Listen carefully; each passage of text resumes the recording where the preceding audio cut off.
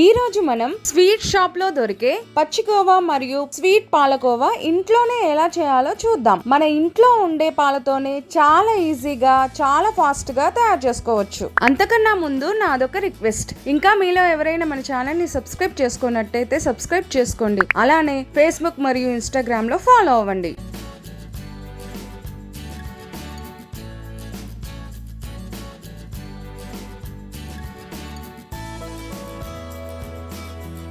ముందుగా ఒక మందపాటి ప్యాన్ వేడి చేసుకుని 2 టేబుల్ స్పూన్ల నెయ్యి వేసి 1 కప్పు అంటే పావు లీటర్ చిక్కటి కాచిన పాలు పోసుకొని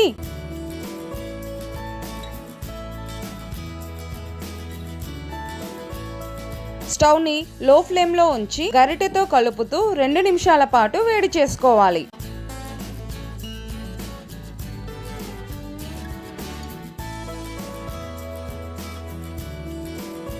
ఇప్పుడు 3/4 కప్ పాల పొడి కొద్దిగా వేస్తూ ముద్దలు అవ్వకుండా కలుపుతూ ఉండాలి.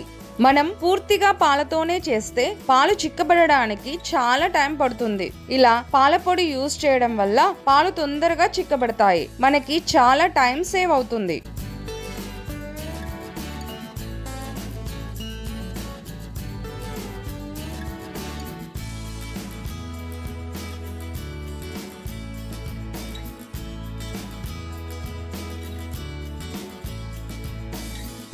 ఇలా అంతా దగ్గరికి రాగానే గరిటెతో ఇలా గట్టిగా ప్రెస్ చేస్తూ ఉండాలి. ఇలా చేయడం వల్ల కోవా చాలా సాఫ్ట్ గా ఉంటుంది.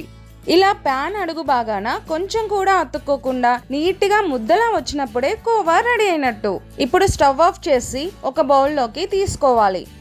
ఈ పచ్చికోవాని పూర్తిగా చల్లారిన తర్వాత ఒక ఎయిర్ టైట్ కంటైనర్ లో పెట్టి ఫ్రిడ్జ్ లో పెడితే మినిమం 1 మంత్ వరకు స్టోర్ చేసుకోవచ్చు.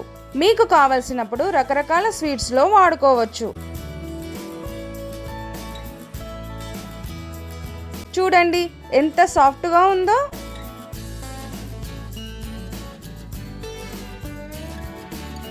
ఇప్పుడు స్వీట్ కోవా కోసం ఇంతకు ముందు చేసిన ప్రాసెస్ లోనే ఈ కన్సిస్టెన్సీ వచ్చాక 50 గ్రాముల చక్కెర వేసుకొని స్టవ్ లో ఫ్లేమ్ లో ఉంచి కలుపుతూ ఉండాలి.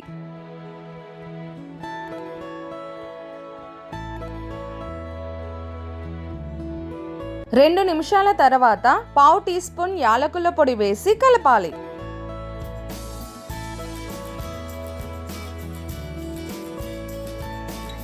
ఇంతకు ముందులానే అడుగు భాగం నుండి కోవా అంటుకుపోకుండా నీట్ గా విడిపోగానే స్టవ్ ఆఫ్ చేసి ఒక బౌల్లోకి తీసుకోవాలి.